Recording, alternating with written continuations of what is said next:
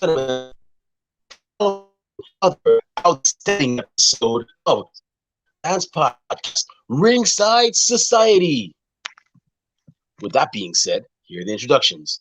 In the first quarter, we have the Monarch of Mardi Gras, the Baroness of Bourbon Street. When she's not co-hosting Ringside Society, she's on crazy misadventures such as shopping for DeLoreans, dressing up as one of the Road Warriors, and picking fights with random people, and also dressing up as our guest tonight, Insidious Sid Mars, and trying to either flatter her or piss her off, Louisiana's own Kathy Knight. In the second corner, we have the greatest thing on God's green earth. No, we're not talking about money, Mary Jane, or Popeye Spinach. He is the tranquil dart of Ringside Society and Delaware's greatest American hero. It takes two to make a thing go right. He's Rob Bass, and you are not. And in the third corner, we have Battle Crossing, Straight Up Boston, Flight Catching, Shot Snatching, always positive. Life is 718, the world. And I bet get the nights the young lady who is the last couple of years hasn't said a single word, kicked a lot of butt, took respect, but she has never said a word. And she even went as far as to hide her face behind a mask. But finally, she's fed up, she doffed her mask, and now she is ready to speak. So with that being said, everybody, welcome to the show, Reality of Wrestling superstar, Insidious Sid Mars. Woo! Happy to be here.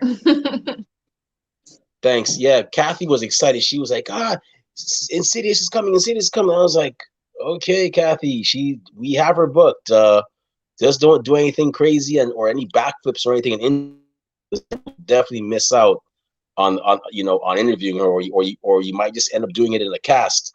So just chill, calm down, lay off the caffeine. She's always energetic and always I don't know how we manage with her. Jeez. She got more energy than me. Yeah, I keep thinking she should try to be a wrestler or a referee, but I don't know why she doesn't. She's been looking for manager positions out there. I've seen her trying to pitch herself. Yep.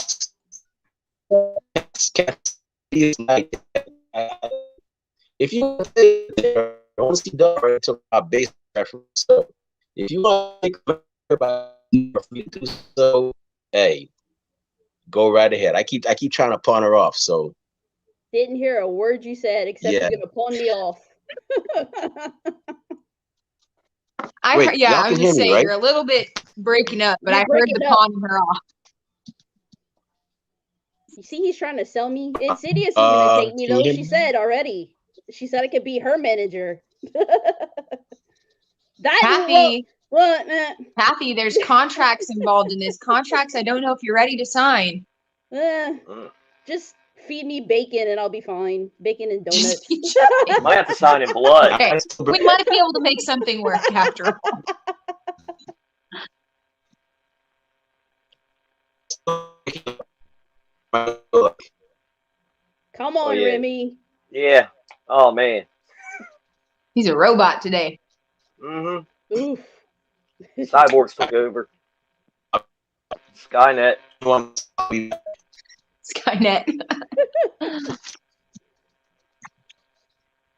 Get it together, Remy. We're not newbies here. It probably is the storm messing with stuff because, now it's snowing here, but we're getting a monsoon of rain like right after. Yeah, we're just giving you shit, Remy. He's gonna fire me. It's all right. Oh, man. It's okay. It's fine. This is now a pitch for Kathy needing a new job. Yeah. Come on, Remy. I thought I was the one with problems before, man. I was worried it was going to be me, honestly. I'm in kind of an area that tends to have connection issues. So I honestly thought it was just me hearing Remy like that. So I'm kind of happy that I wasn't the only one. Well, I guess we'll give him a little bit, see if it works out. No, we got stuff to chat about. You know, we can hang live broadcasting. Yeah, you know. I just get to mess with Insidious more. That's all that this is. Yeah, that means I have to answer more Kathy questions. Like I don't bother you enough, huh? Look her face. Look at now we can actually see. Now that we can actually see her face. Look at her face. Oh yeah, you don't know how many faces were happening behind that mask when I used to have to deal with you. You just luckily couldn't see it then. Now you have to see it. Yeah, I'm pretty sure. I'm pretty sure. It's a love-hate relationship, and that's okay. Yeah, we're frenemies. It's all right. It's all good. Nothing wrong with that. Yes, we are frenemies. Ultimate frenemies. Yep. If you look it up in the dictionary, a picture of y'all two be right there. There you go. Yeah, that one picture of us choking each other, dressed as each other. Yeah. Yeah, it's like that Spider-Man meme. That's the picture. Yep. Right. We did the Spider-Man point to each other. We did it that day. Oh, that's awesome. Yep. I don't know if I've seen that picture. That's pretty cool, though. How couldn't you? I plastered it everywhere. How you didn't see that? Did you? Okay. Well, I probably did. I just, I'm old in my old age. I'm forgetful. Oh, man. I'm old and decrepit. I'm older than you. What you talking about? By 3 months. Old is old. Yeah, there you go. You got to break it down between months and days. Sid and I have the same. So how's everything your way, Insidious one? Oh, go ahead, Kathy. I was just saying we have the same. Our birthdays are in the same week. Oh, y'all's? Yep. Uh-oh. Scorpios. See, that's why y'all are frenemies. That's why y'all. That's the problem. See? Yep. Right there. Two Scorpios, one podcast. Oh, no, Kathy, why? I thought I got that. Oh, it's been like 15 years. Come on, Kathy. Oh. We thought I'm gonna get sick on the podcast. We all wiped that from our brain. Yeah, it never happened. There you go. And I was going to eat chocolate ice cream after the show too. Oh my gosh. Oh. Come on, Rob. Rob, why? No. Why? Oh, Remy's gonna fire both of us now. Oh yeah, I done lost my job. Well, it's been a good 4 years. Oh, it was a good run. Yeah. I thought I'd last 2 weeks, but here we go. A couple years is good. Come on, Remy. So how is everything your way in Insidious 1? Sid Mars? Say that again? I was saying, how is everything your way? Y'all got the snow, y'all got rain. Did you say how is everything? Everybody's breaking up now. Oh no. The rain over here. Oh.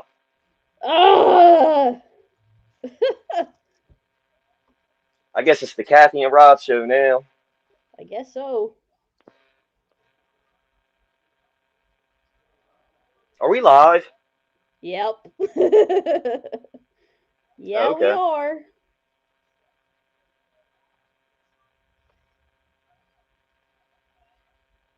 These things happen. Yeah. Did you see, what was it, Mustafa Ali? He asked for his release today. I've seen that on Twitter. I was like, ooh, that's crazy. That is crazy. Yeah, it'd be pretty cool to see him go somewhere else, get some, more matches with some people. There's some good matchups, elsewhere. Hopefully, wherever he chooses to go, they use him better. Because he's awesome. Yeah, because even though I didn't really like, what was his group called? T-Bar and Mace. Retribution. Yeah, Retribution. I wasn't a big fan of them, but you know, he tried to make it work. He tried to do his thing. Yeah.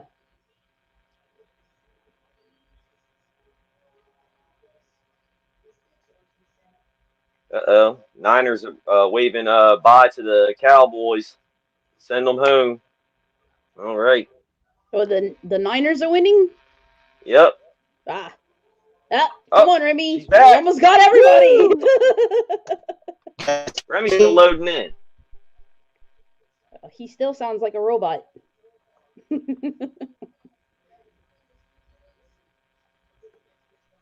Oh. Here we go. Now we're just frozen. I think he's frozen. Stop being Elsa. Come on. Elsa and Anna. Yeah. I'm not. Sorry. Being interrupted about cake. Ooh, there's always time for cake. There's always time for cake. They may have to bring me cake. Now you talking about big cake or a cupcake? Because I like cupcakes too. Cupcakes are awesome. Big ass cake. She showed it to me. Okay. Oh. Ooh, the cake's like this. Nice. Wait, let me fix my camera. Cake's like that big. Yeah. That big. Nice. What kind is it? What kind of cake is it? Strawberry cake, I believe. Okay. I like strawberry. I'm not supposed to say this, but it's Izzy James's birthday coming up this week, so we're celebrating a little bit early. See, that's why I'm so mad at Remy, because Remy's delaying my cake. You see what I'm saying? Yes, here's me, the woman my from cake. Here's Remy. Mm-hmm. Fuss at him. I'm glad my name's not Remy right now. You know, I don't want to feel that wrath. Oh, can y'all hear me? Yes. Oh yeah, here we go. You're preventing the woman from her cake. Sorry about that. I had to switch to Wi-Fi, but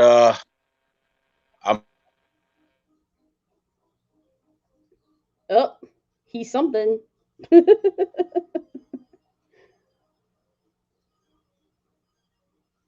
Live broadcast. What you gonna do, huh? Yeah, these things happen. I'm just glad it's not me, because it used to be me. Oh no. Yep. I know when we had podcasts on here, they're always like, "Oh, we gotta tape it. I can't do the live stuff. I'd freak out and stuff." That's all right. Roll with the punches. Let's go. Exactly. We have to go back to Blog Talk and be on phones. Oh man, be back on radio. Yeah. We gotta get Rob Base's ugly mug off this TV screen. We need to put him back on radio. He's got that radio face. Radio face. Yeah, he got that radio face. Ah, well. Oh, we lost him. Mm-hmm. Just eat the cake now.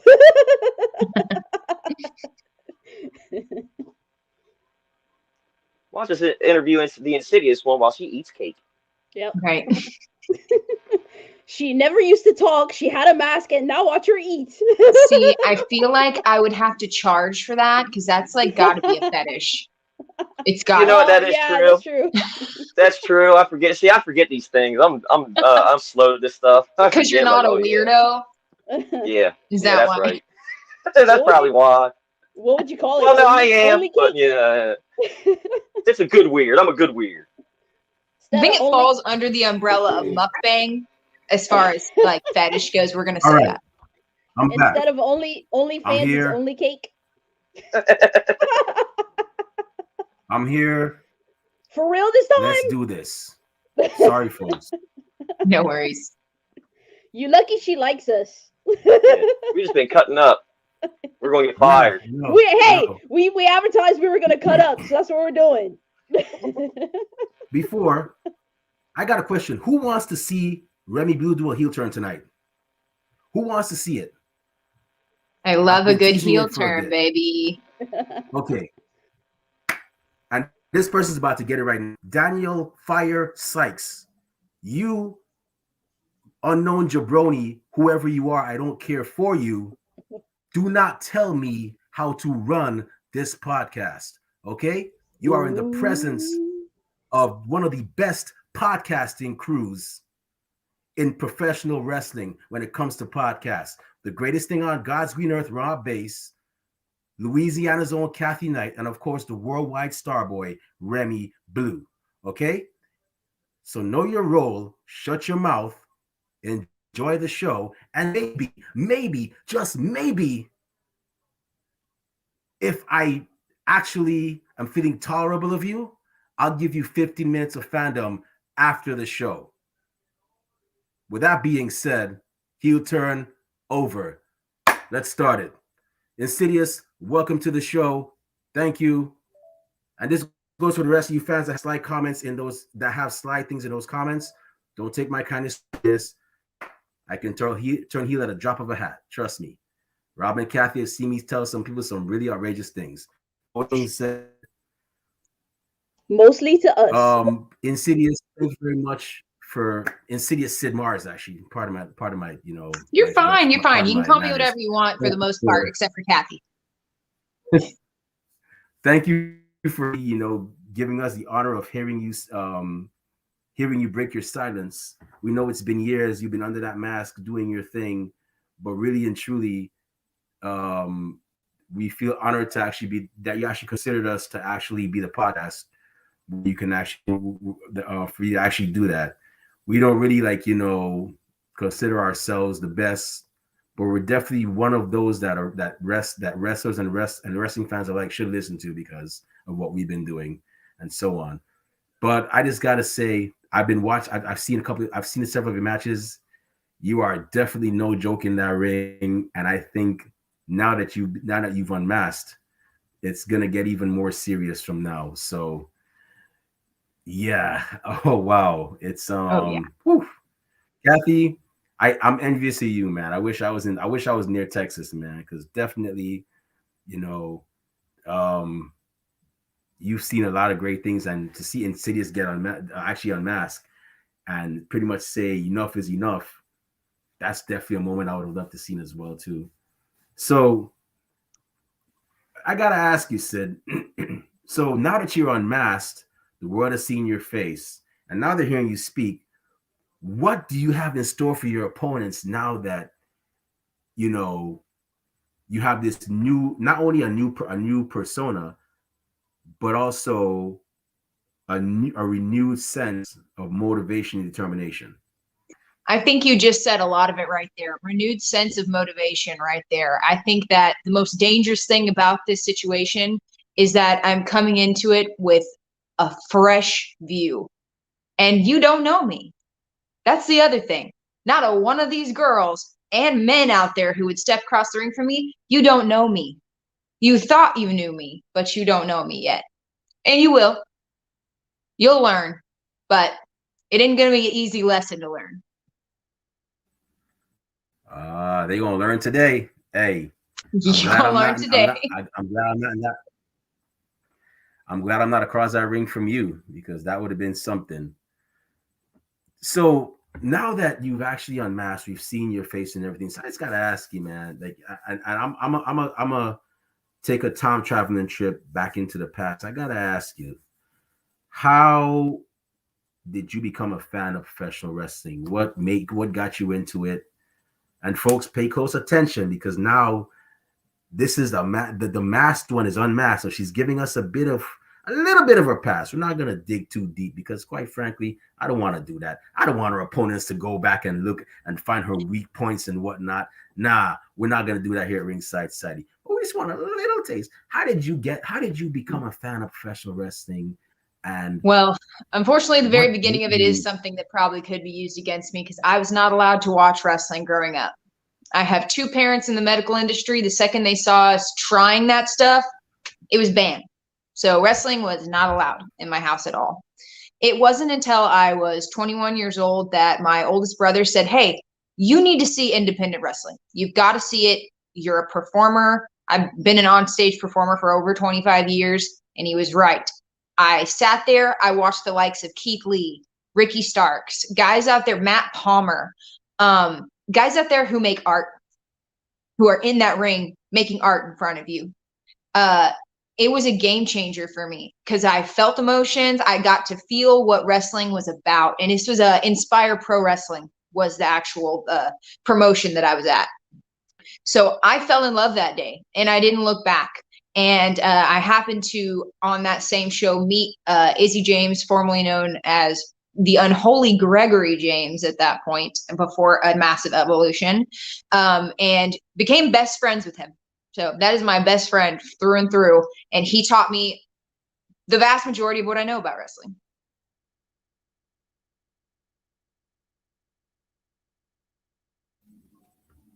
Gregory James, wasn't he the one that used to?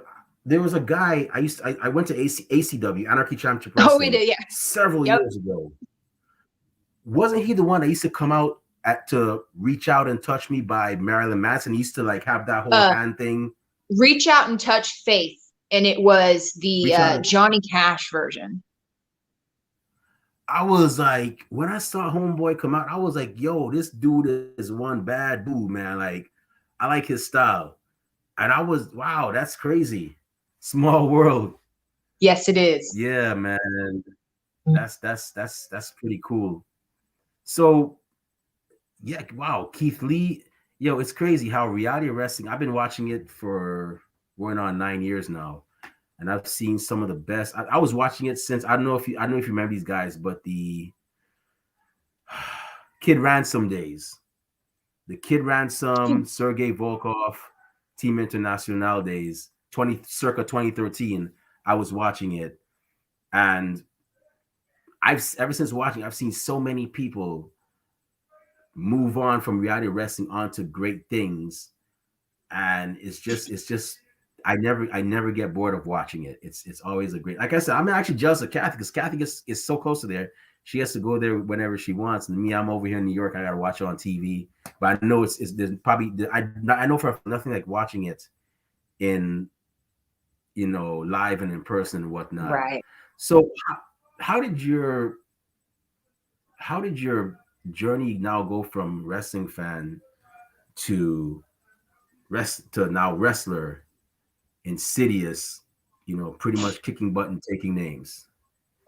Well, it took about 2 years of me just being a fan and just watching it before, honestly, what happened was I watched some Joshi matches, and as cheesy as it sounds, they almost brought me to tears. Watching these women go out there and do what they do at the level that I think that people don't understand women are capable of. I wanted that. I said, oh my God, that's a powerful woman. I want to be that powerful. I want to be strong like that, because I was just a scrawny bass player whenever I first wanted to do this. Started out doing it and realized that it was for me, and it ain't for everybody. That's what I'll say. Wrestling ain't for everybody. It takes everything that you've got, every single thing you've got to be a pro wrestler. So I definitely credit Joshi Wrestling to what made me say, I'm ready to do this.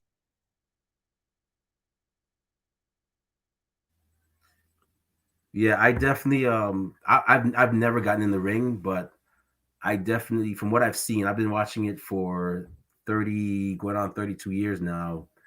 And I definitely know that it's not something that's easy, and it really upsets me when people say, well, not upsets me, but it really annoys me when people say it's fake. I'm like, okay, well, you go in the ring and do what they do. Go run those ropes. Go land like how they land. Let me know how that goes for you. Yeah. Trust me, you could easily hurt yourself in that ring. I've seen Chris Bay, who is now on Impact Wrestling.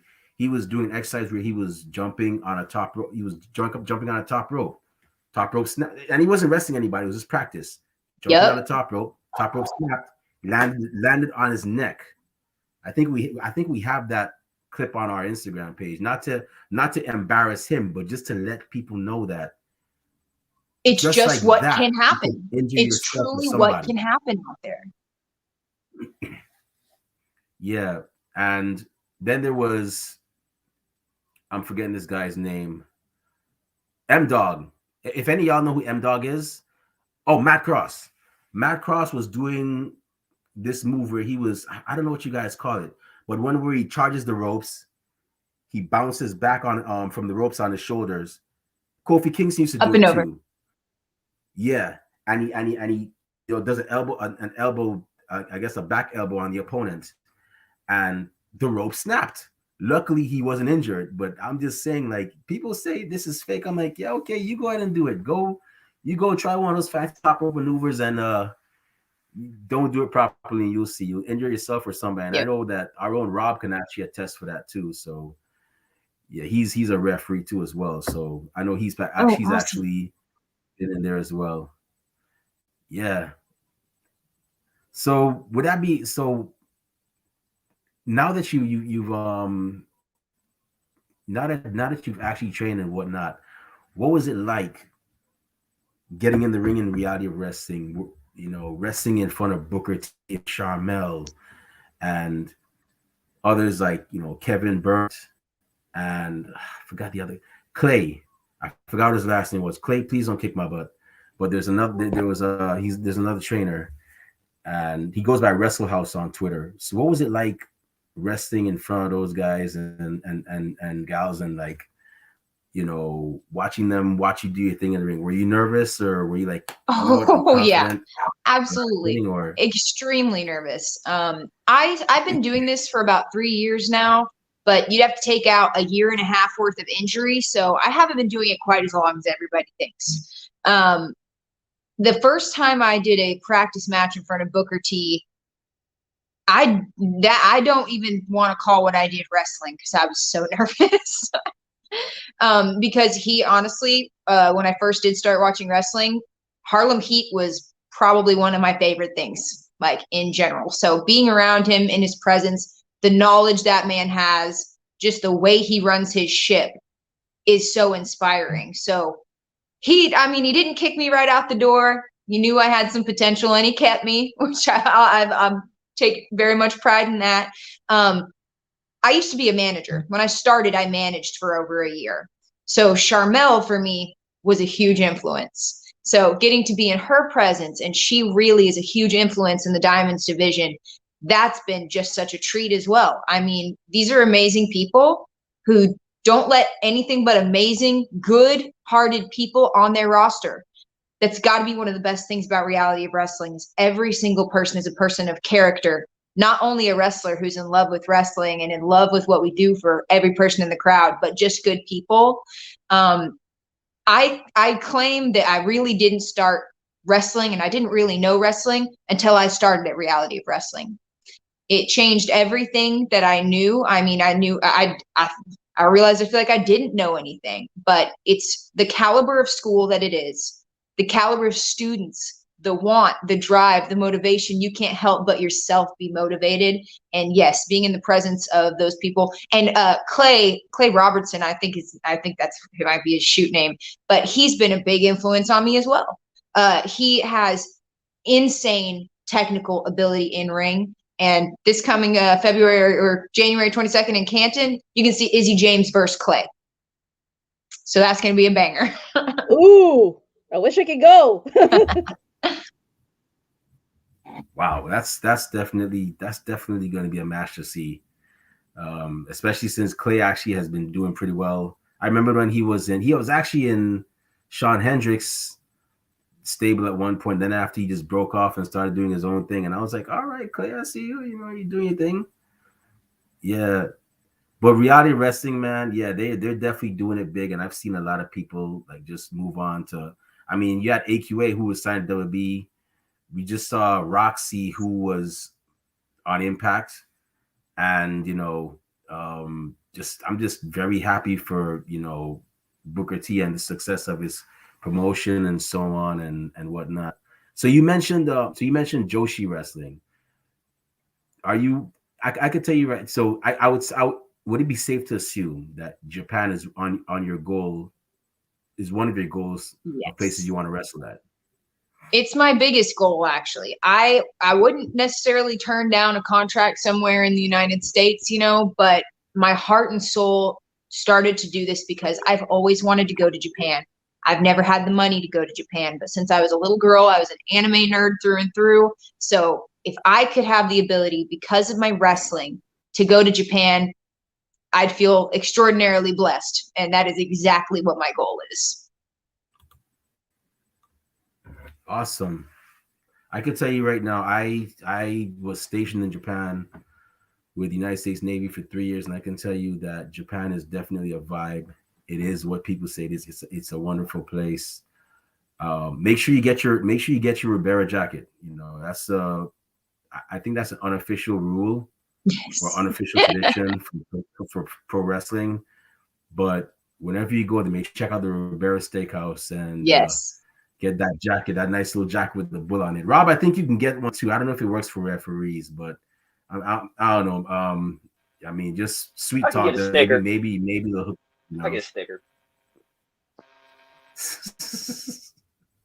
Yeah, but yeah, I definitely hope you go. I definitely hope you get the chance to go there. Japan is definitely a great place. The people are very courteous, and it's just awesome. I didn't want to leave there once I went there. I was there for like 3 years, and I saw a lot of great things. And this is coming from a guy that has been to, before Japan, I was in 2 other countries, and I've been to the West Coast, the East Coast, Midwest. I thought I saw it and knew it all, and Japan was like, you haven't seen everything yet. We got more to show you. And I'm like, hey, yeah. So definitely hope that happens for you as well. And you're actually and another thing. So before you unmasked yourself, you were actually one of mine and Rob. They say great minds think alike, because me and Rob, I guess, were thinking at the same time. You were actually in a dream match of ours, Insidious versus Mother Endless. 2 people that are masked, mysterious, and people just don't know where they're coming from. And I would have loved to see that. Still wouldn't mind seeing it. Definitely still wouldn't mind seeing it. But who are your top 5 that you would want to wrestle in the near future? They could be from anywhere. Okay. My top 5. Top of my list, because I've never gotten a one-on-one with her, is Roxy. That is, and I know that's somebody that's super local and super close, but man, I just need it. I need that one-on-one. The next one I'd say is Queen Aminata. I would love to step in the ring with her. She is an inspiration to me, and just an inspiration to all women. Should take a good look at her because she's outstanding. Heather Monroe has been on my list, very high on my list for a good amount of time, so somebody book it. That's 3. I think there's so many. I'm trying to narrow it down. Jamie Senegal on my list. I want her so bad. I think that we would just totally have a great time together, playing off one another. You may see our love on Twitter. We often love each other on Twitter. And the last one, trying to really think on that. I'd love to step in the ring with Deonna Purrazzo. I would love to. I got to be a bell ringer back before when I was just managing, and I got to be a bell ringer for some of her matches at Ring of Honor, and I just marveled at her. That is one strong woman too, so that would be probably my number 5 on there.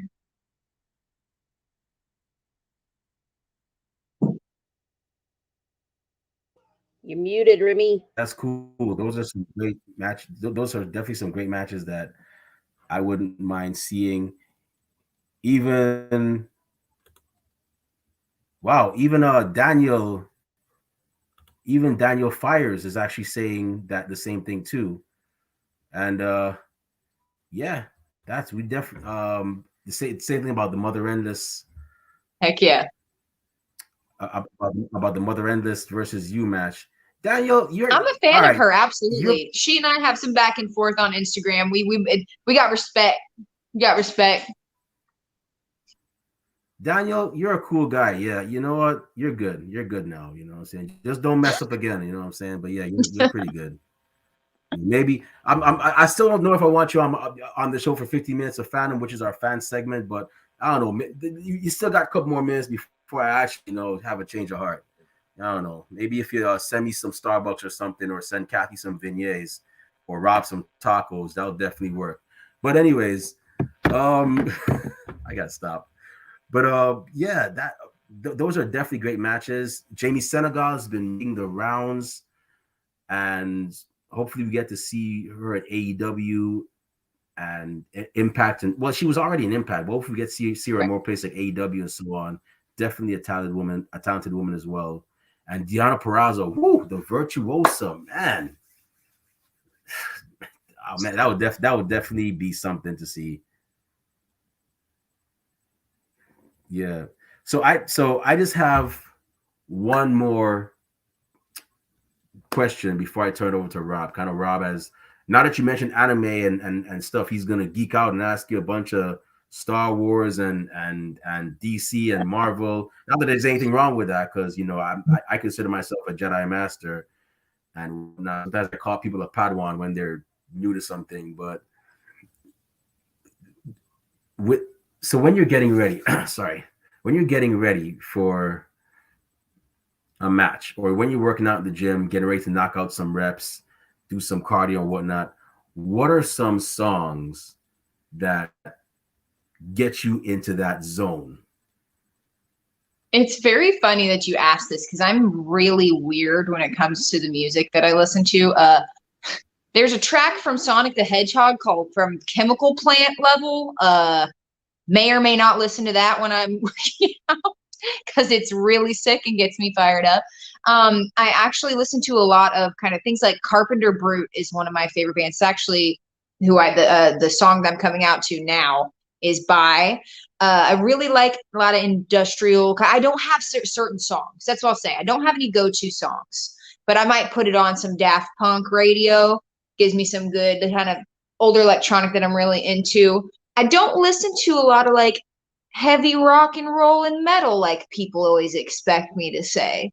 I sometimes will put on my Japanese future funk. That's more where I land, is a little bit. I like something that's got a good tempo to it. I don't necessarily like something that makes me feel angry inside. If I'm angry, it's not like it doesn't make me have a really good workout. But music wise, I kind of fall into electronic vibes, and like I said, that Japanese future funk, it's always got good vibes.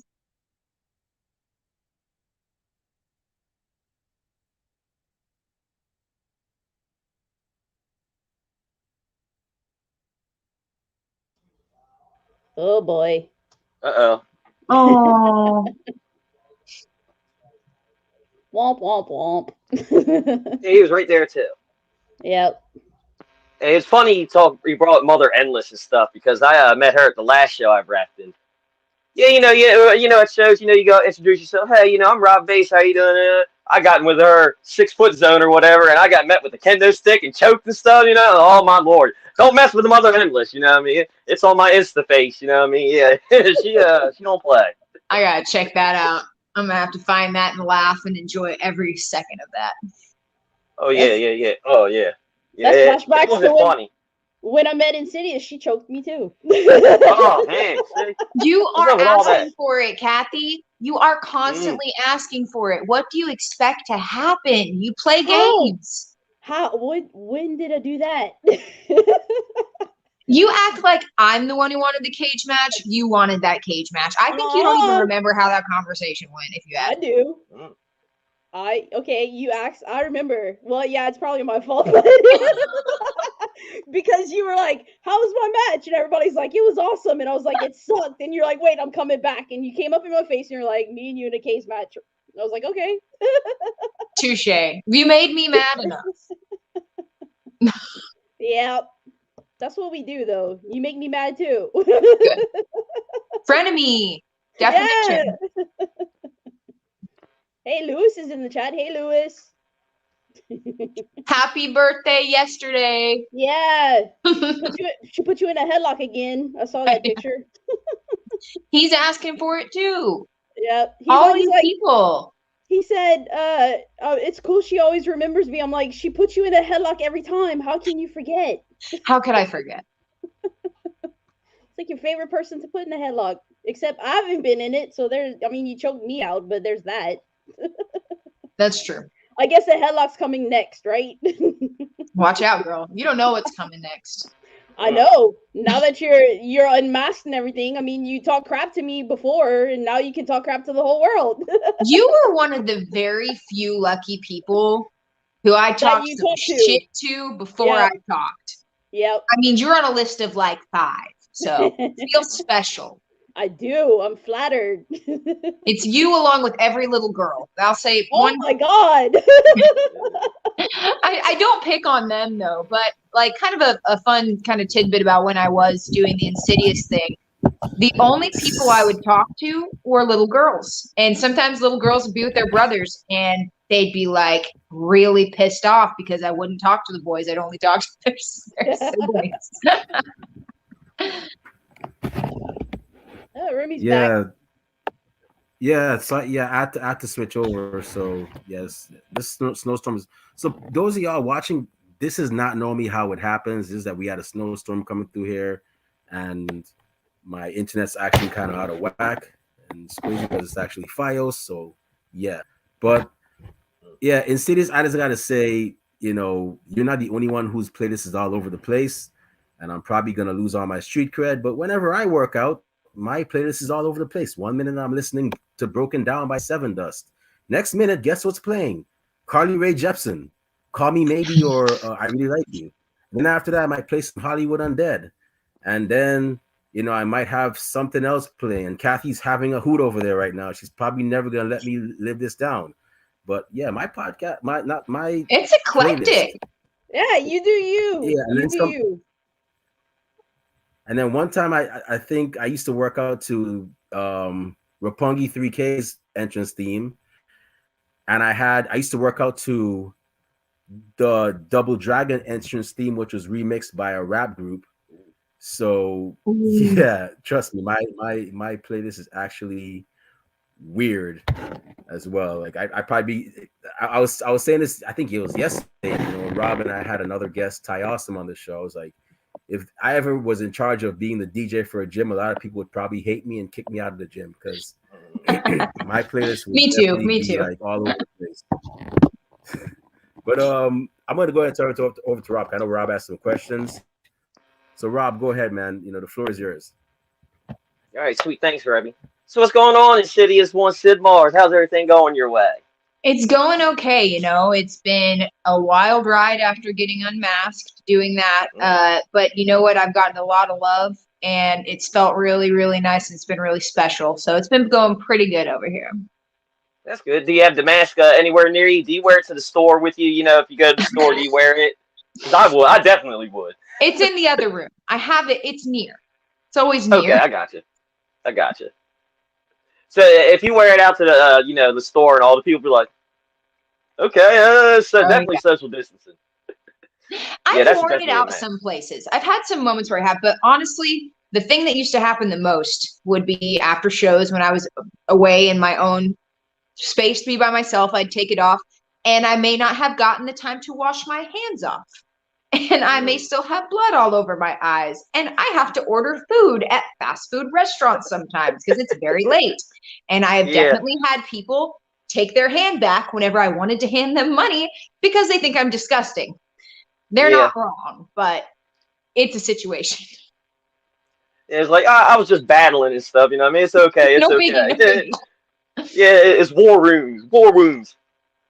So I do got to ask, I was watching one of your matches, Rise of the Vixens, too. And who are you waving and pointing at that Rise of the Vixens thing? Because I don't know, if it was me and Insidious is over there pointing and waving at me, I might be scared and soil myself, But who are you waving at?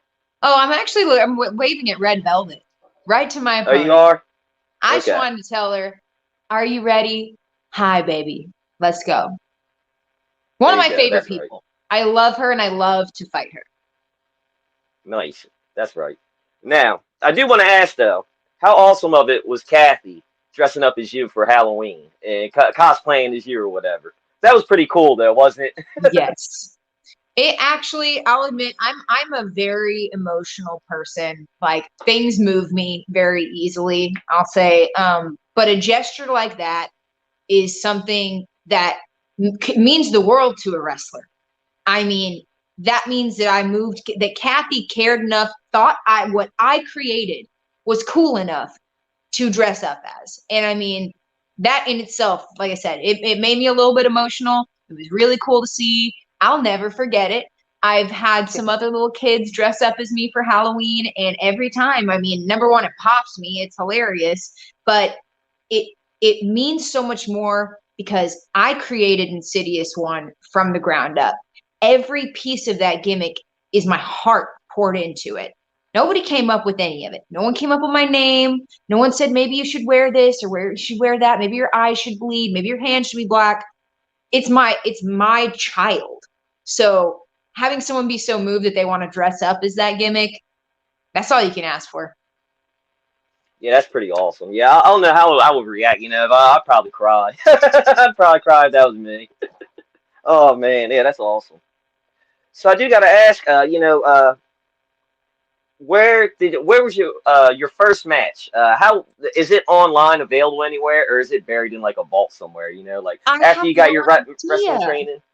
Oh, you don't? Okay. No clue where it is. My first match was at OSW. That is in Odessa place. I think that promotion still runs here and there. And it was against Lynette She-Hulk Martinez, who I think she currently she's not working, but I think she's going to be coming back. It was an interesting match. She is one strong bitch. I did my absolute best, and I will say I came out with a W. I did. I won that, and I worked my ass off to win that, and I took a lot of big hits in that match. So that was a fun one. Your first match is always nerve-wracking, and that crowd gave me a lot of love. So I feel like it was really special because a lot of people, when people don't know you somewhere, when you come out and you don't really get that reaction, especially when you're brand new. But I'd been lucky enough to manage there a few times, so they kind of knew me. So it was really a surprise to them to get to see me wrestle. So that was another one of those really special moments where I didn't expect to pop.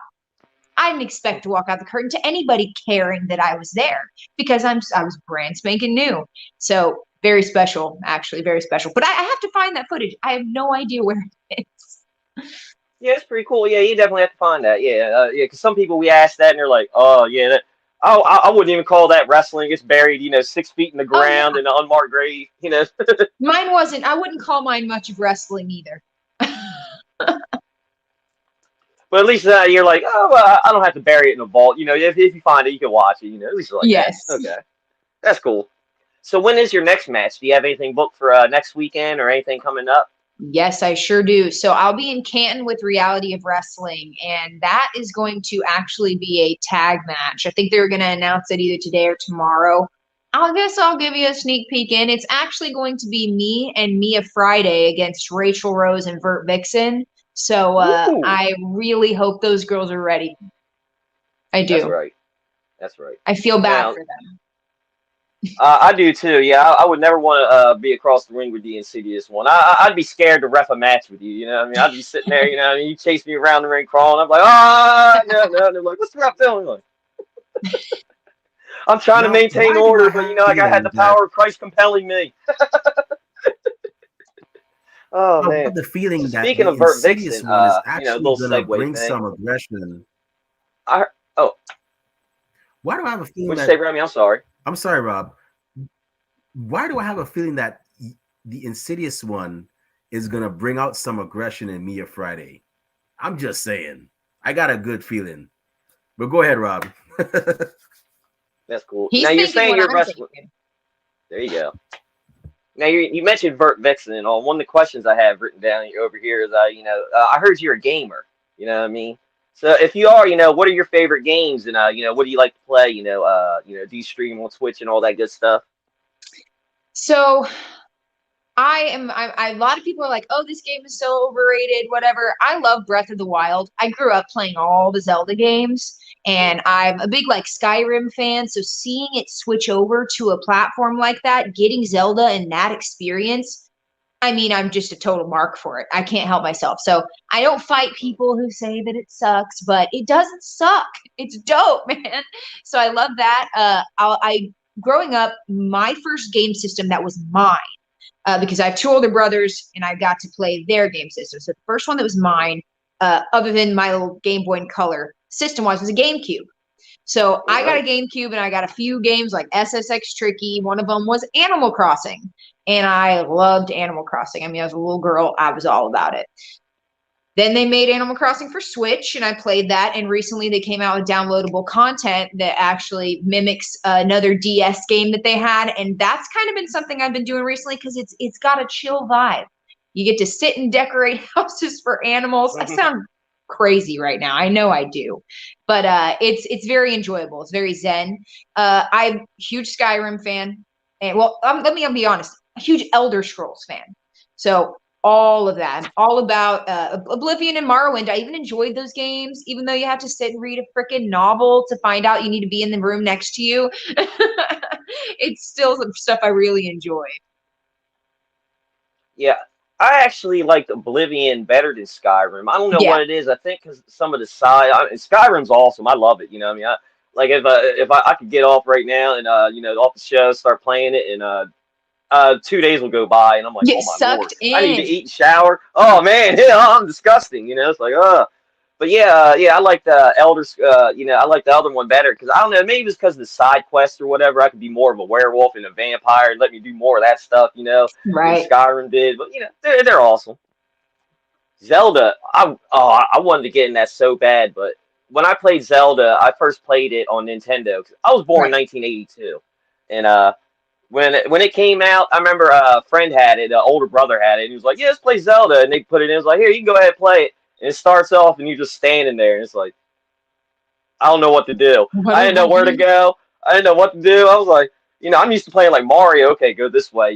Mega Man. Something. They go do this. I was like, it was way above my mind level at that point. And so yeah, after that, I was like, yeah. But I played it since then. I like them, but yeah. I wish I could get into it like that though. They're brain teasers, man. That's my favorite part. I think about them is sometimes you can't get through it without having your guide, your freaking walkthrough, and like it's really fun to challenge yourself and try to figure it out. But that's one where you will throw your fucking controller. There were times, people nowadays, I love the internet now. So if I play a game and I'm stuck, I'm like, oh, Google. When I was a kid, it was like, oh, I'm stuck. I had to go find a kid that, played the same game and beat it on the playground the next day and be like, how did you get past this part? And I would be like, I would write down exactly. And if it didn't work the next day, the whole night, I'm like, oh, what did I do wrong? I have to go see you the next day. And it's like, this is a big thing. Like, man. So I do got to ask, what are some of your favorite, movies and TV shows that you're watching right now? Because I always get caught in watching the same stuff over and over again. I'm always trying to branch out to something new. I'll be honest, I'm an offender of the same thing. I can watch the same stuff over and over.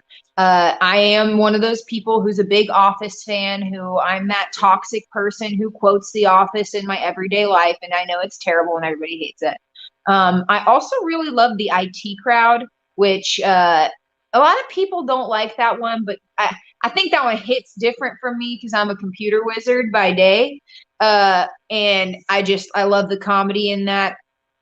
I'm trying to think of other I don't watch a lot of TV. I'll be honest.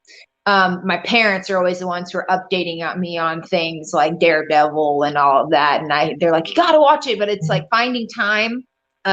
When you're a pro wrestler, you don't have a ton of time. You just don't. Yeah. So those I'll say that my two binge favorites are definitely The Office and the IT Crowd.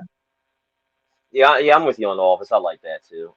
Who's your favorite on The Office? I always go I love Creed. Every time he's on the he shows up, that dude's just awesome. That's it. I mean? He's like, you said it. That's my absolute all-time favorite character, especially because he's an actual musician. He gets to play some of his actual songs on the show. I mean, it's special. Probably after Creed is Kevin. I love Kevin. Big fan of Kevin. Yeah, he's awesome. But those are probably my top two. I get related to Jim a lot because I like to prank people and I'm kind of an asshole, but I really don't like Jim. I think Jim is a piece of shit. I mean, if you really go down to the person himself, that's just not a good guy. I'm sorry. Yeah. Yeah. Now, if you ever do a prank where you take somebody's desk and wrap it up where there's just nothing in there and they go sit down, record that because that is like one of the funniest things ever. That and like the Jello mold thing. I do want to see the one where he said he put quarters into his ear into thing, the phone. and he said it got. Yeah, and then I took it out, and then one thing he's like, "Bow!" I was like, I can see that happening. That is great.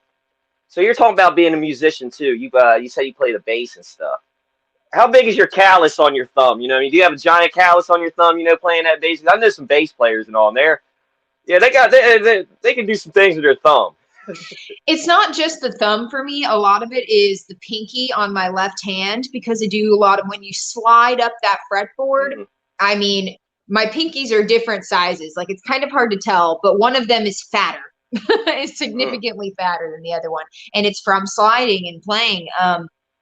I started playing music when I got a guitar when I was like 6, and I've messed around with that. I did piano lessons, but it wasn't until I started playing cello when I was in middle school that I really was like, oh, I love this. I really love it. And it was, I sang growing up too. But once I got a cello in my hand and there became a need for a stand-up bass in our orchestra, I said, I'll do it. I'll learn another instrument. Sounds great.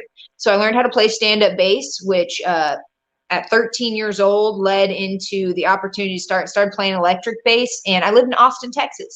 So Austin, Texas, music capital of the world. I got an opportunity to audition for a teen band that was 60s covers, like literally nice. 60s covers. I auditioned and I got in. One of our mentors was Willie Nelson himself. I mean, the luck of where I was, being in Austin was such a blessing for my music career. I played professionally for 10 years. My bass mentor was George Strait's bassist, Terry Hale. I mean, Texas music has influenced me so much. I don't play much anymore. I'll say the only project I'm working with is I'm working with Monster Wolf, which is Mecha Wolf's band. Hopefully coming up near Mania weekend, we might have something going on there. So keep your eyes out, and I'll be playing bass with them. But yeah, music is a huge part of my life. I know I'll go back to it. I took a step away and then ended up going into wrestling and kind of really diving into this. But music still has my heart. That's awesome. See, we're learning a lot about you today. You're a music genius, computer whiz, awesome in the ring, powerful one, just tearing it all up, man. Yeah. See, my buddy tried to teach me guitar one time, and I can play like the first few chords of Enter Sandman on the guitar. So that's my I can do that. So, and nothing else matters because I just pick up. There you go. Yeah, that's it. Yeah, there it is. Now I did hear one time a story of Flea. He was talking about he was playing the bass at concert so hard one time. The callus on his thumb fell off and he couldn't play. So he hurried up in between songs, got super glue, put it on there, glued his callus back on so he could, finish the show, the set and all that. I was like, that, yeah, you have to do that. I had that happen to me myself. My two main freaking fingers, because I don't really play with a pick. I play with my two fingers. I'm real big on that. And they both popped one day when I was young, because at that point my calluses were very new. Yeah. I had to use super glue. It was one of the most painful experiences of my life. It was terrible. And I've been through a lot of pain now, and I can still remember how bad that was. So I cannot imagine. And if you don't know, Flea is a classically trained bassist as well. Mm-hmm. That man is amazing. Oh, yeah. Red Hot Chili Peppers, they're one of my favorite bands and stuff. I can't believe my mom and dad used to buy their albums for me when I was a kid. I'm like, I want Blood Sugar Sex Magic, Dad. I'm like, okay, here you go. You know what I mean? You got lucky. Yeah, my mom and dad, they were cool. They let me watch movies and, all that. As long as it didn't have nudity in there when I was younger, right. It was fine. Explosions, gunfights, they're like, yeah, go watch that. I don't care, yeah, whatever. So, before I pass it on to Kathy, I do want to ask one question. For being in wrestling, traveling around in Texas and stuff, do you have any, funny, travel stories may have happened to you? Because I know Texas, you got a lot of monsters out there. Maybe Sasquatch. What's the one I hear? Chupacabra. Maybe you run across them or anything. Get a Harry and a Henderson situation going. So I'll say it wasn't in Texas. We were driving through Arkansas, and in the car was Killa Kate, Alejandra Lyon, I believe Alabama was driving, and Reza Clark, who I don't know if she's working anymore, but it was a group of Texas girls. As we were driving, it was getting darker out, and Arkansas's got a lot of kind of rolling hill situation, wild stuff, driving stuff we don't really have in Texas. We had one owl that just flew past the car, and we were like, okay, that's intense. I didn't know they had owls out here. Another one that almost hit us from the side, and then we thought they were gone. We were all kind of chilling, just talking, having conversation. We're heading forward, and then the lights just boom, like right up on this one owl that was like full spread out. And I was like, this is a fucking omen. It's over, guys. This is it. This is it. And every girl was screaming in that car. They all were, whether they want to remember that or not. We all were screaming, and at that point thought we were cursed. So that entire trip was cursed by owls. Oh, man, I know I've got other stories, but I'm having a hard time remembering them. But we have a lot of fun on the road. I'll say Izzy, James, and I are mainly we're travel buddies, because I mean we're tag partners as well, and hilarity just ensues. It just does. It can't help it. That's right. Hey, nothing wrong with that. You know, I probably would have been scared. I probably would have had a higher pitched scream than all y'all if I was sitting in that car. You know, it was gnarly. I probably would have ran out the car if it was moving or something. Yeah, even if it was moving, I'd be like, "Hey, stop! We gotta go back." And we're like, "No, he sacrificed himself for us. Let's go." There you go. But I do want to say, before I pass it on over to Kathy, I want to say, thank you very much for taking time out of your busy schedule to come on chat with us. It was a pleasure to chat with you. I'm so glad we were your first podcast, since taking off the mask and all that. That's so awesome. I'm so stoked about that. I've been excited for this episode for a couple weeks now since we got this set the date down. I've been excited. And I wish you nothing but the positive things. I wish you nothing but the positive things for you, your family, your career and all that. I hope you start winning the gold and you get the Japan, soon, and start kicking butt over there. Thank you. All right, Kath. All right, thanks, Rob. What's up, Frenemy? Do we have to do you? Do you have to ask questions? That was my last question. Bye, good night. All right. Yeah, that's it. Later, guys. See you later. No. Speaking of gold that Rob mentioned, where's the gold from last night? Did you win? I made a mistake, Kathy. What happened? I made a mistake. What happened? Well, Vicky Vivento, if you've ever seen her, is a monstrous woman. That is an extremely strong woman. And I had to do everything it took. But she kept juking me out, man. She was punking me. She was making me feel real low. And I'll be perfectly honest with you. I let her get to me. I let her get to me to the point where, got her in a crossface. She got the rope.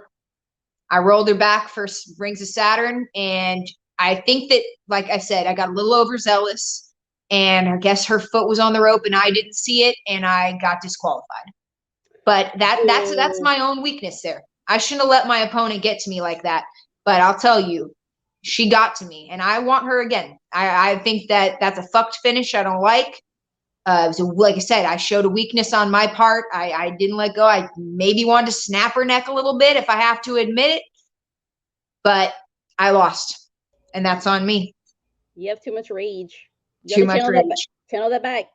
See, that's what the mask was for. Yeah, exactly. That you take it out on me. I wasn't there. So there you go. True. EJ in the comments said you didn't eat enough eggs. That's what happened. I didn't. And the montage wasn't long enough. You weren't there to hold the camera for the Rocky sequence. See, yeah, I can blame it on you again. I know. I didn't hold the boombox. I'm sorry. Damn that's it, not Ryan. That's not true. He said, Sid, Kathy can't stand you. Ryan spewing lies like that. Well, you do have another title. You didn't win last night, but you are the Fearless Pro Women's Champion. Yes. Which I saw you with the belt, but I never figured out how you got it. So, who did you win against to get that belt? Oh, Lord. So, it's really funny. All of my opponents are terrified. So, a lot of my opponents didn't show up.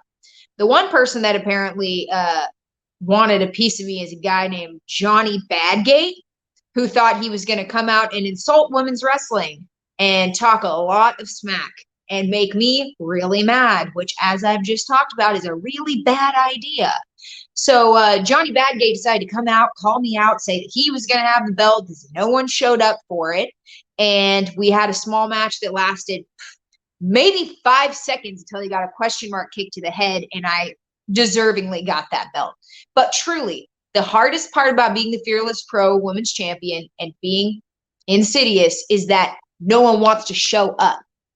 No one wants to show up. I have had cancellation after cancellation, excuse after excuse. So I'm ready to see somebody actually step up and show up to one of these shows one of these days to defend my title. Well, you did defend it against Red Velvet. You won that one. You defended it against her. It was DQ. We made it was a DQ. Count out. There needs to be a rubber match, and I need to be there for that one. Yes. The third one. Yes. And then you defended it against Vert at LAW for Halloween. That's where that came from. And you kept the title. So do you have another defense coming up?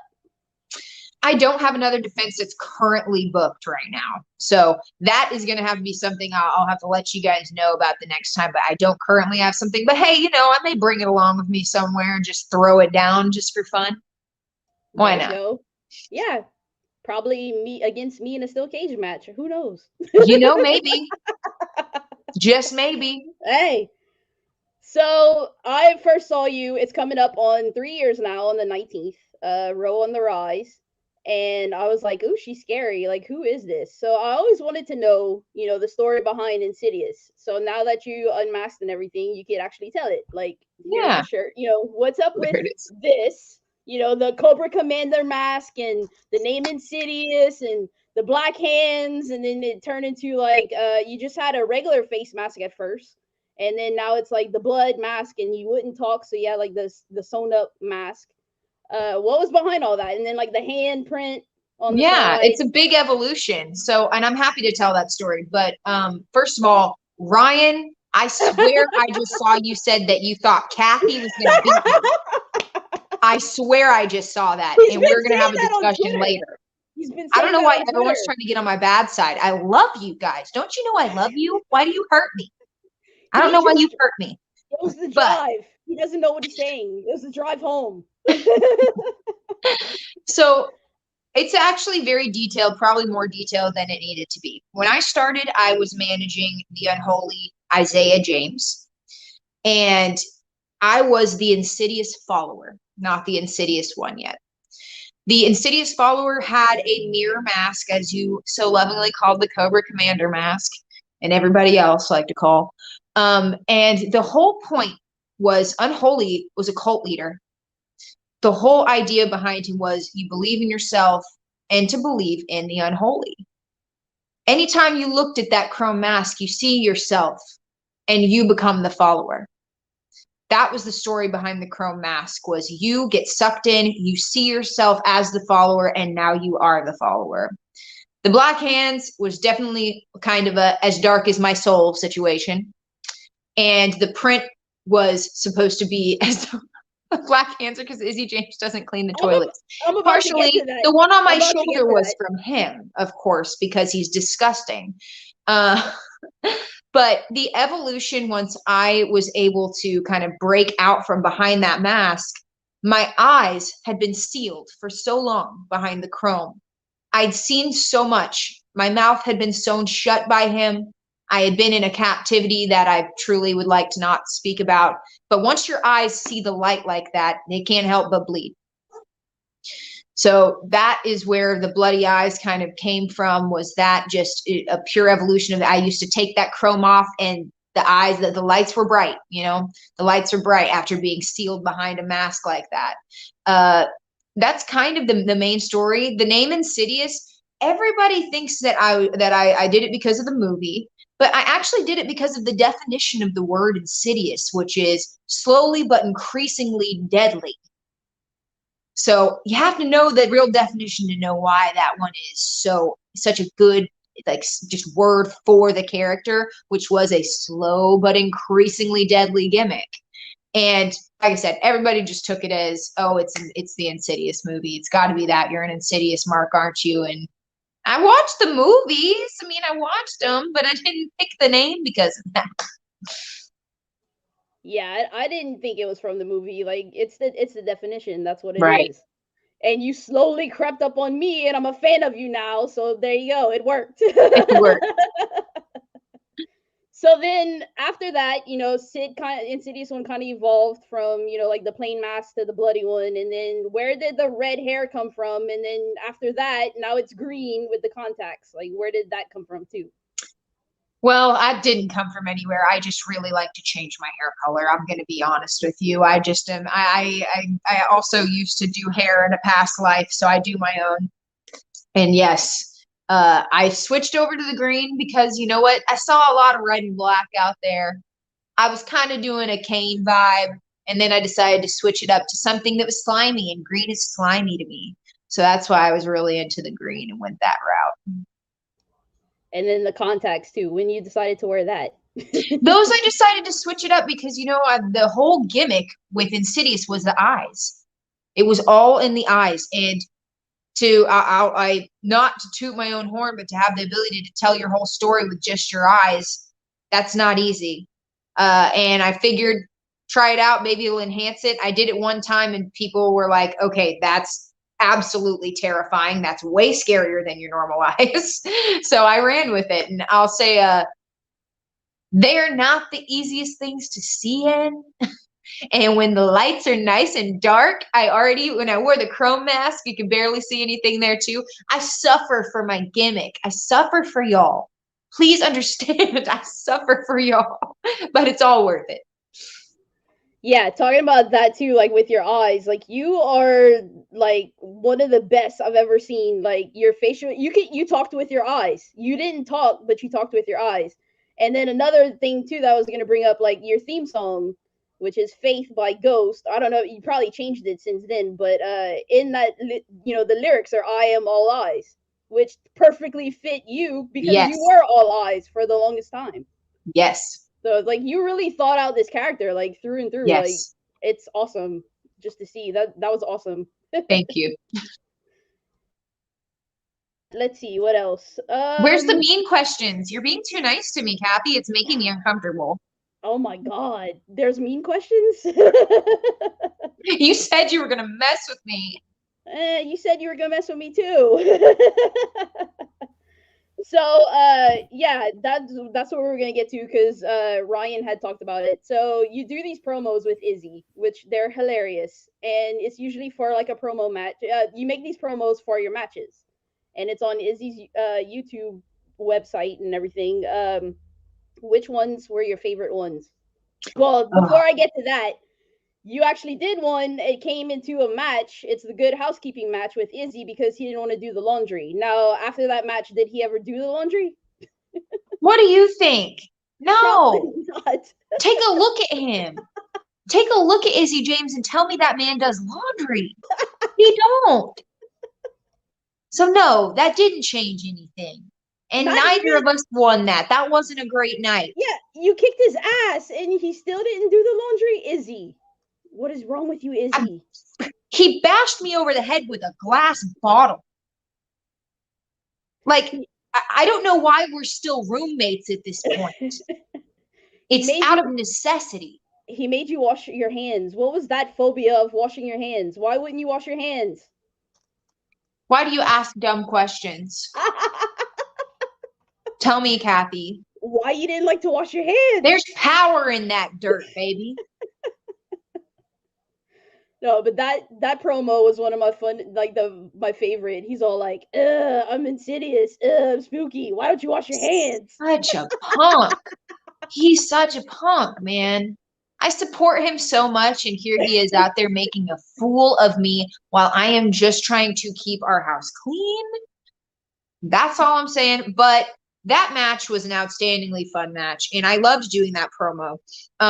I actually got to be a part of a promo challenge thing that they did during the summer. Nastico's promo challenge, I think was what it was called. I participated and got all the way to the semifinals and was beaten by Izzy James. But I was in his promo, and if you watch that, I don't know. It looks like I won, but nonetheless, I think that my favorites, I have a few. So I'm not going to say one because there's not just one. I did a red velvet my first Red Velvet match, I did a promo for her that involved cake and involved some very, how do I even say it? I brutalized some baked goods. I did. I cried. I did. I love red velvet cake. I cried. It was a sin. I wanted I'm you to pretty bring sure some I've cake. committed sins. Yeah, I wanted you to bring some cake to that match. Where was the cake? I Disappointed. thought about it. But I just know with my rage, that cake could have ended up somewhere it didn't need to be. You know? Probably I just in didn't my trust face. myself with it. Okay? I didn't trust myself enough. It was gonna go in my face. I see how you love me. You see? But yeah, I loved that promo. That was super fun to do. There was another one for Tino Valentino that we did that will forever be hilarious. We got to have a lot of creative freedom with that one. And the original idea of it is that I thought Tino was asking me on a date. It'd been a long time since I'd been on any kind of date. I was excited. I did an entire montage of picking out what the hell I was going to wear for Tino. Come to find out, promo match. We didn't match on Tinder. We matched for the promo match. So yeah, when I was face to face with Tino at the end of it, I made sure he knew how I felt about it. So go take a look at that one if you feel so inclined. And I think that my final battle, like I said, the promo that I went out on, Izzy and I, that was a full cinematic match. Full on. And we took everything out on each other that we could. Unfortunately, cats might have been involved. There were no animals hurt in the making of the promo, I promise. But it's a lot, so it's something worth checking out. We got a lot of fun ones. I mean, that was kind of the best part about being a gimmick that didn't talk, was I got to be a mime. I was a glorified mime. I told people that a lot, is Insidious is a glorified mime, because I'm out there and I tell the entire story with my body and my eyes, and that's all I've got.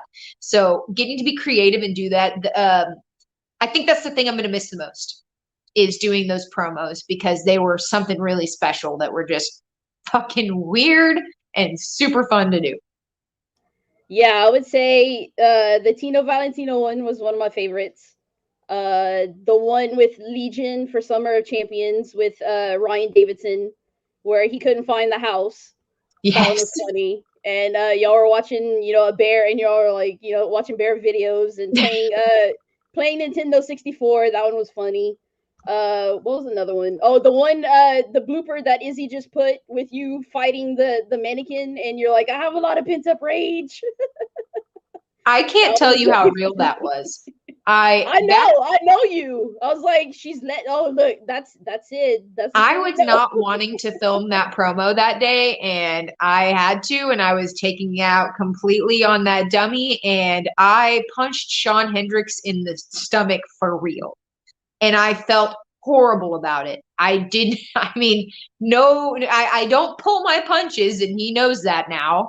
But I punched him directly in the gut, and I did have a lot of pent-up rage. I did. I do. I can hear you say, I'm sorry. Like, you punched him, and you're like, I'm sorry. I didn't mean to. Or did I? Then the one Ryan said too, the one where it was Izzy versus Sean, that was the promo, but you slept the whole time. I'm like, man, how she slept through all that. I'm a deep sleeper, man. That's true. I'm a deep sleeper. And then there was another one which kind of is going to tie into my next question. There was one of you, it was the one for Rise of the Vixens 1. You were in the bathtub, and Izzy comes in, and he's like, how can we get an upper hand on Rachel Rose and Roxy? And you're like, what about, he's like, what if we break her collarbone? And you do, like, you take the cucumbers off, and you look at him, and you tell him to get out. Which I'm about to get why you said that, because as in wrestling, it's professional and people do a good job at it, but there are times where things happen, and you kind of mentioned it before. You've had your collarbone broken twice. Yep. And you've had, as far as I know, you've had a hamstring too, like a hamstring pull. Yep, there it is. My plate goes from here to here. It's massive, and it's very uncomfortable. And it happened because I think it was like the first time it was just like a German suplex. The second time it was a German suplex. Yeah, the second time the first time it happened in training. The second time it happened in front of a live crowd at Anarchy Championship Wrestling. I was in a tag match with Izzy. I'm not even going to name my opponents because it's not worth it. And yeah, I took a German that was given to me incorrectly, and that's the dangers of wrestling. Sometimes in a split moment, you might do something and you might have been a little bit sloppy, and that could mean your opponent ends up in a situation like I was in. Injuries change you as just a human. Even just normal, like non-wrestling humans, injuries have a real effect on your psyche. So as a pro wrestler, it affected me a lot. I had a lot of fear breaking I had to do. I found that the 2 times it happened were times where I was really excelling and I was really feeling good about my wrestling. And to be taken down like that, anyone who's broken their clavicle knows you can't lift your arm. And mine was completely snapped. I mean, completely separated. Izzy was there for me through the entire thing. I mean, I couldn't use the restroom. I couldn't shower. I couldn't sleep. I couldn't change my own shirt. People just don't know what these injuries and the toll that wrestling takes on our body and what it does to us. They just don't quite understand. I mean, I've had my nose broken. I've had a hamstring tear. I've had just a slew of injuries in a matter of 3 years. But I keep coming back because I love it and because that's part of it, because it's real. That's one thing I was going to say when Remy was mentioning when people like to say it's fake or like to talk about it being, not real in general. Those chairs aren't rubber. And those fucking tables are made of wood and have bars underneath them. We don't cut scene and get thrown a rubber chair. And this is actually what I'm saying kind of comes from a Jericho quote that was along these lines, where he said, we don't have cut scenes. There's really not a mattress on that. Everyone thinks that we're on a fucking trampoline. I cannot tell you how far from the truth it is. That padding is about this thick on top of wood. I mean it when I say this thick. It's nothing.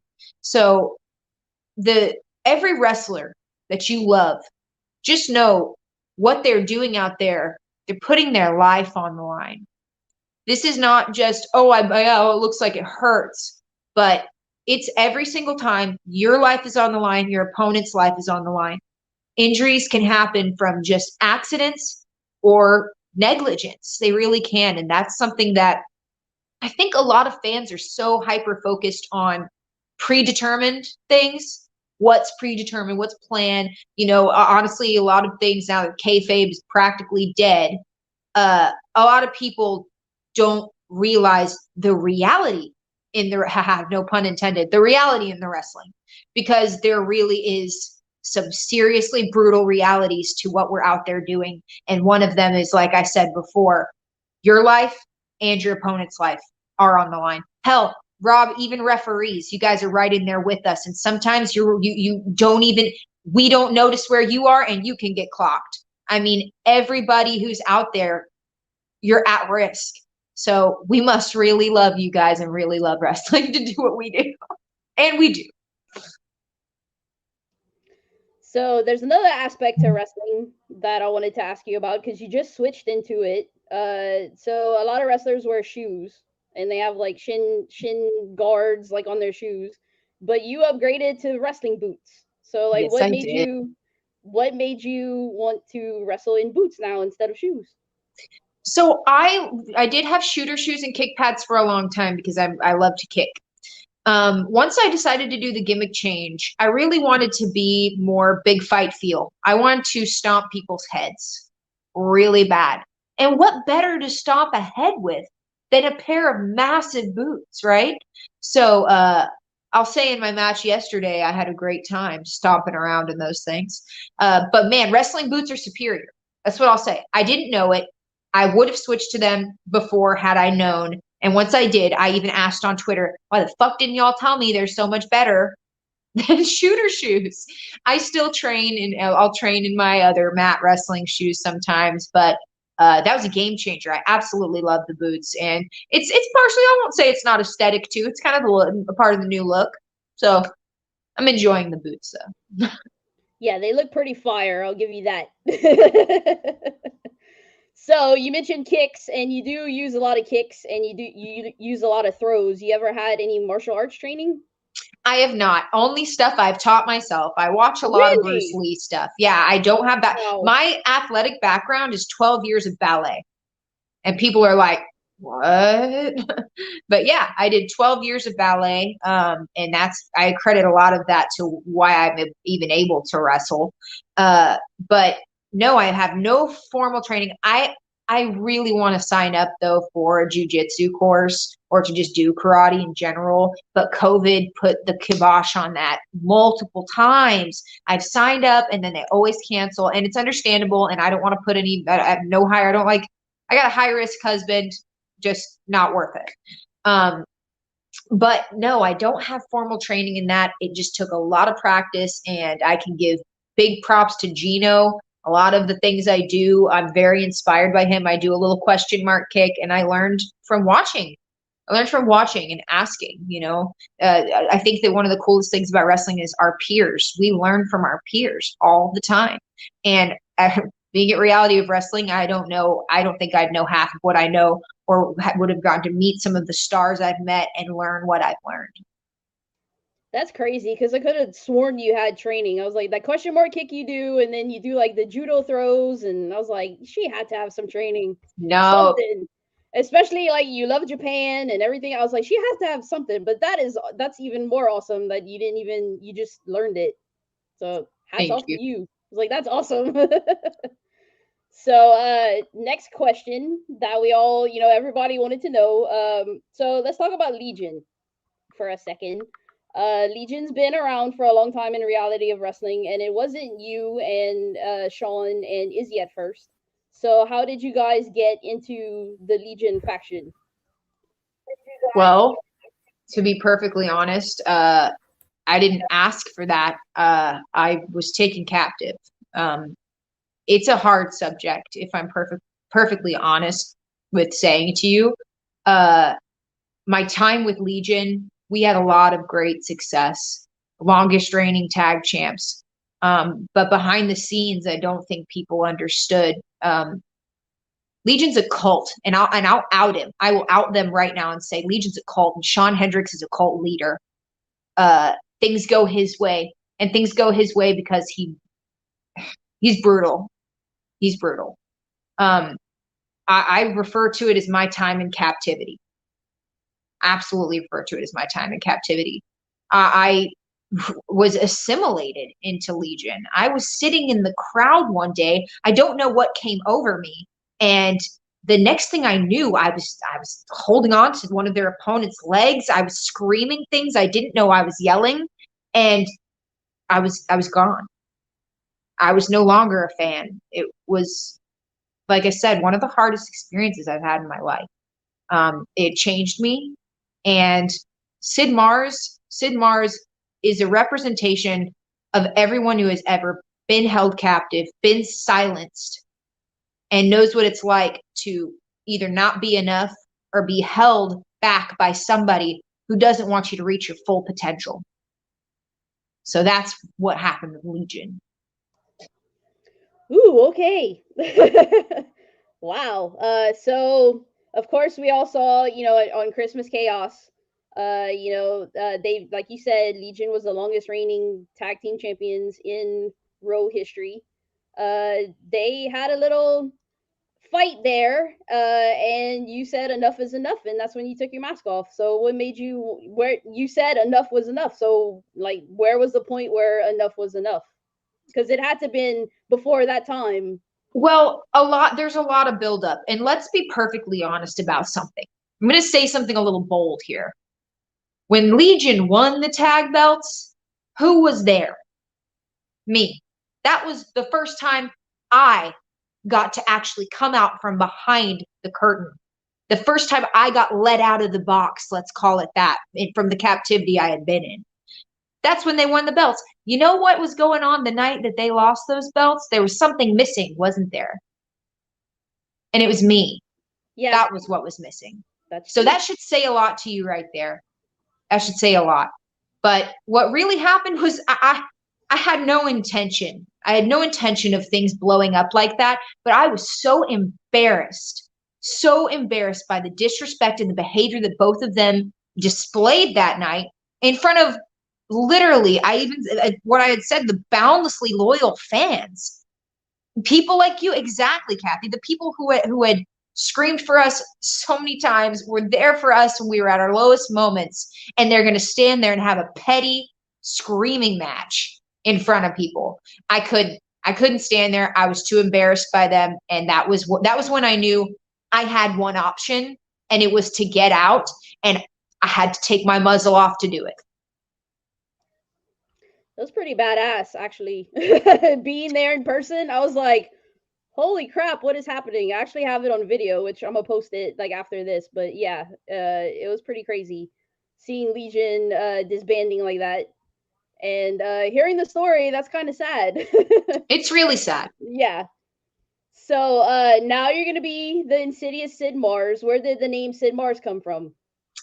So Sid is obviously short for Insidious, but also Sid Vicious, pretty into Sid Vicious. Now, Mars comes from two things. It's a little bit McMars, but it's a lot of bit Sailor Mars. I'm going to be perfectly honest. I am an absolute Moonie. I grew up watching Sailor Moon. It is one of my favorite things. If you see my post, it's not hard to know I'm a huge Sailor Moon fan, and Sailor Mars is who I definitely identify with the most. So I decided to take that and run with it and do Sid Mars.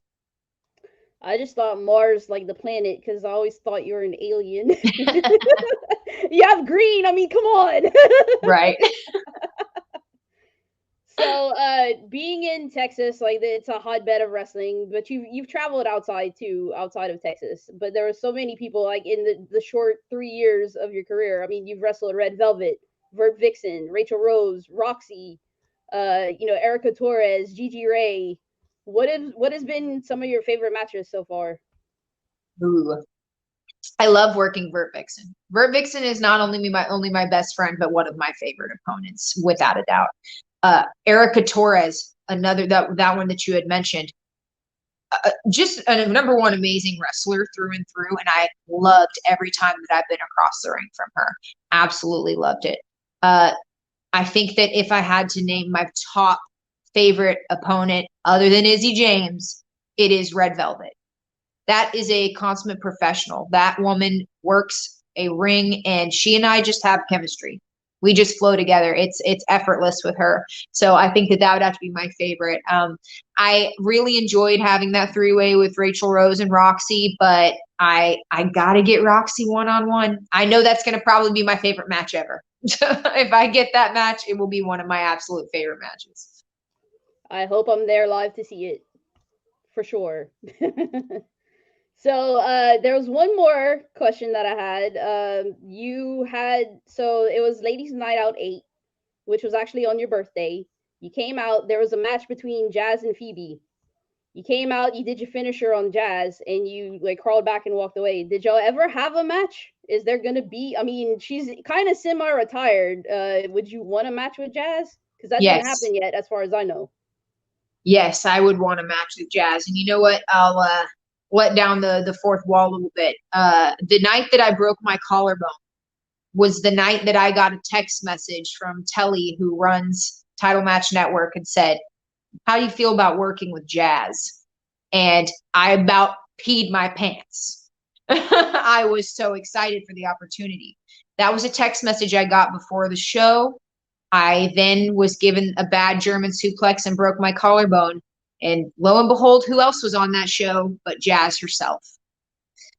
I was sitting there in the back waiting for the ambulance. I didn't cry this time because I'd broken my collarbone before. I knew what was coming. I knew what was next. But I looked at her and I said, "I'm sorry." I said, I'm done. I'm probably done with wrestling and I'll never get that match. And she looked me dead in the face and said, "No, I'll be your retirement match," which was really cool to hear her say. But no, we unfortunately have not yet gotten that match. I know that she wants one, but it's just got to be the right place that books it. I hope I'm there to see it. So there's one more thing. So you mentioned on the 22nd, that's where you're going to be in Canton for Reality Wrestling, but you're also going to be I'm going to stop right here because Ryan's like, let Brittany know y'all want to see Vert versus Sid for the Elevate Pro Women's Championship. I would. Oh, that's going to happen. Give it time. Oh, you coming to my neck of the woods. Yay. Yeah, give it time. It'll happen. I would want to see that. I will pay good money to see it. And I won't have to travel 4 hours. It would be smooth. For once. Yeah. You coming in my neck of the woods this time.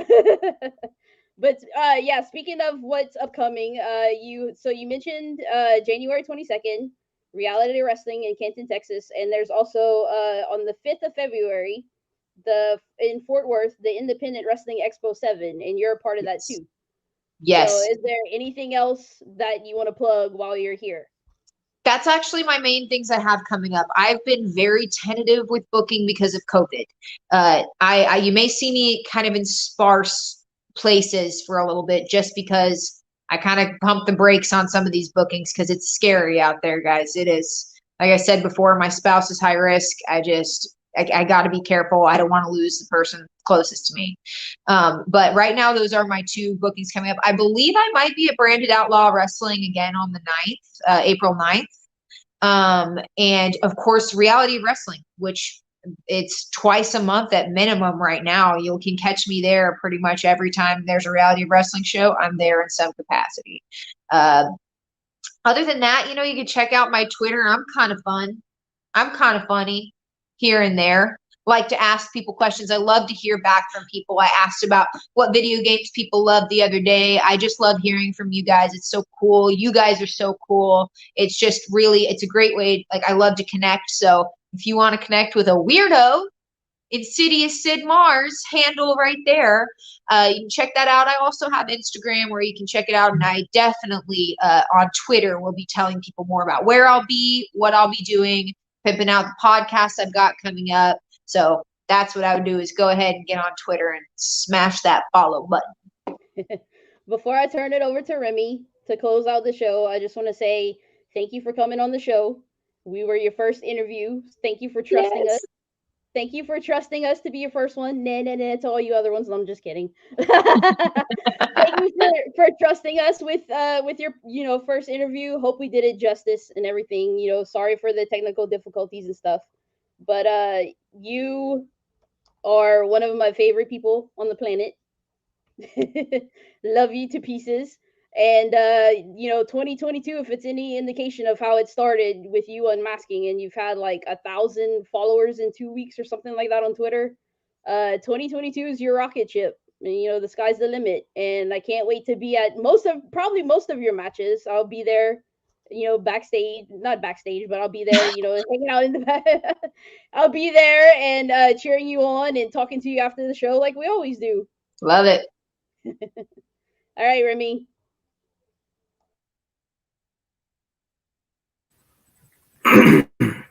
Sid, thank you very much for actually taking time out of your busy, actually, choosing us to actually be your first ever podcast interview and to break your silence and so on.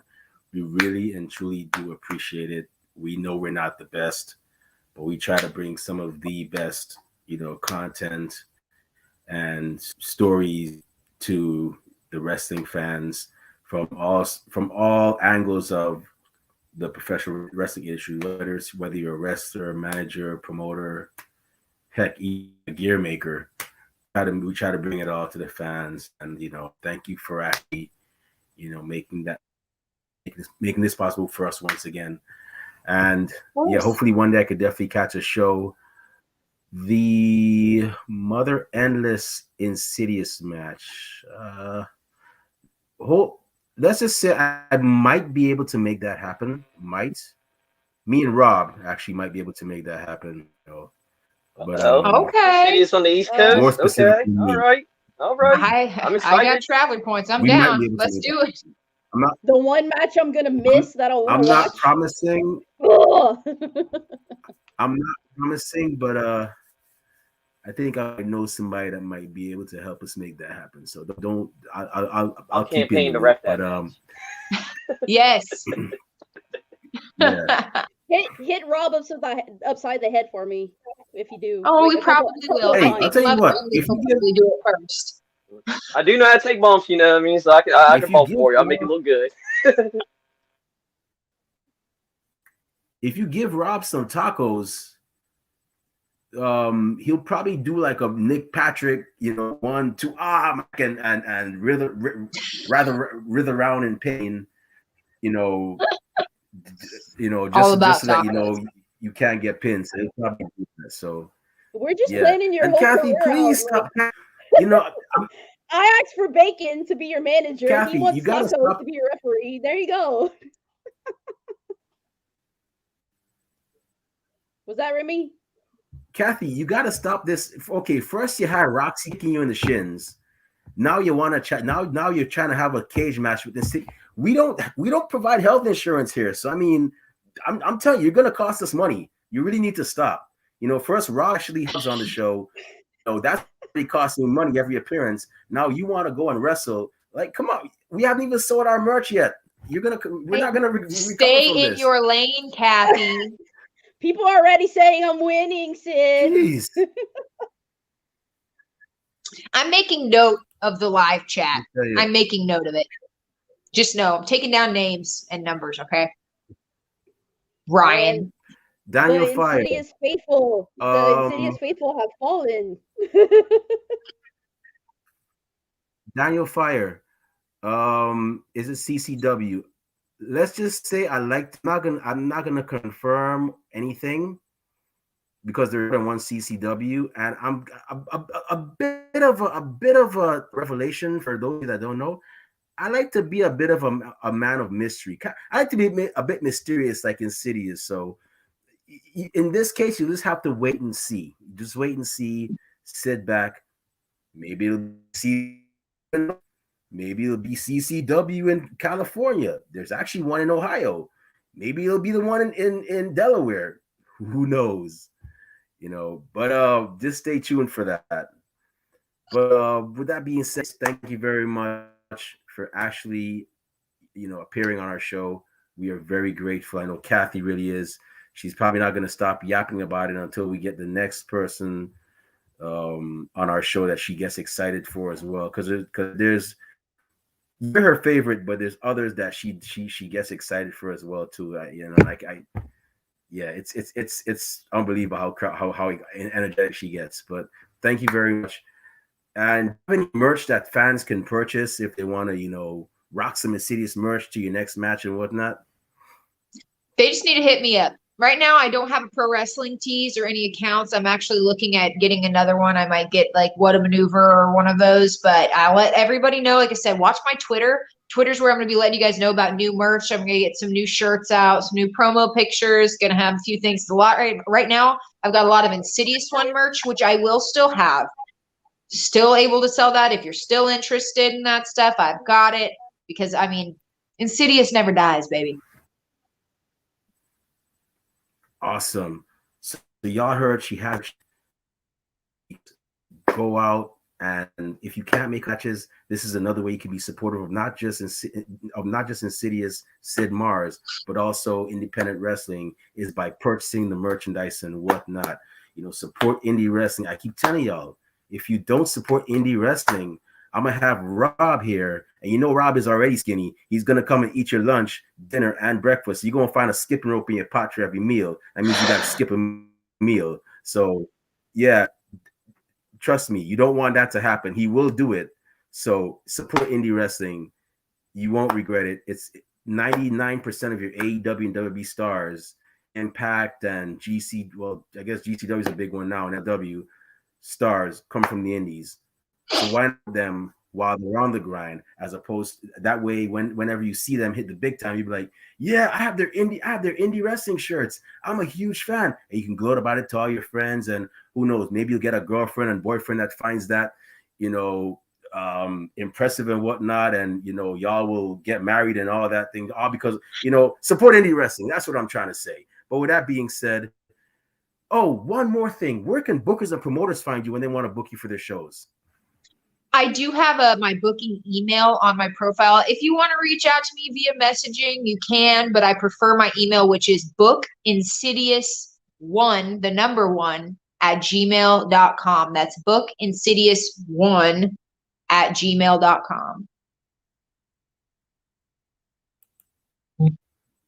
Awesome. So y'all bookers and promoters out there that are listening, you heard that's her booking email. So definitely go ahead and hit her up, for your and whatnot. You won't regret. And she's coming straight reality wrestling. So you're getting a quality performance right there.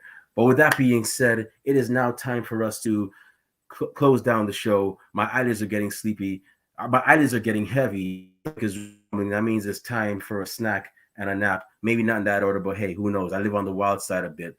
But with that being said, Rob Bass, the Mel Gibson to my Danny Glover, the Sean Spencer to my Burton Guster, and Hart to my Dwayne Johnson. Where can fans find you on social media when they want to talk, find out when your next appearance is, and also purchase Rob Bass merchandise? And where can bookers find you when they want to their shows and actually, take advantage of that Rob Bass specials with the tacos that we just mentioned?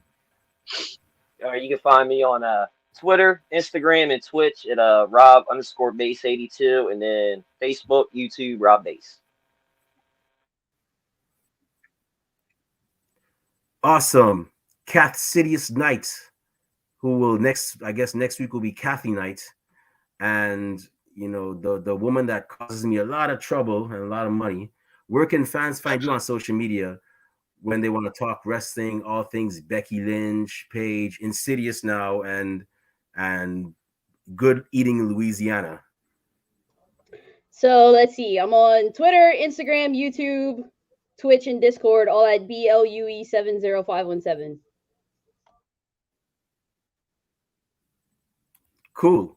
And if you want to find me on social media, not that I have anything cool to say, but who knows, maybe you'll get lucky and hear me say something that's inspiring and cool and whatnot. You can find me on Twitter at @TheRemyBlue. You can also find me on Facebook under the alias Remy Blue. Our podcast is also on social media. We're on Twitter and Instagram, Ringside Society.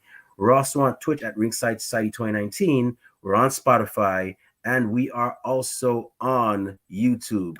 Yes, we have a YouTube channel, which is actually where viewers can see this live. And we have a lot of cool interviews like this one. Yes, the first ever Insidious Sid Mars podcast interview. We also had the first ever Katie Hebner interview. That's right, Katie Hebner, legendary Earl Hebner's daughter, was on our show.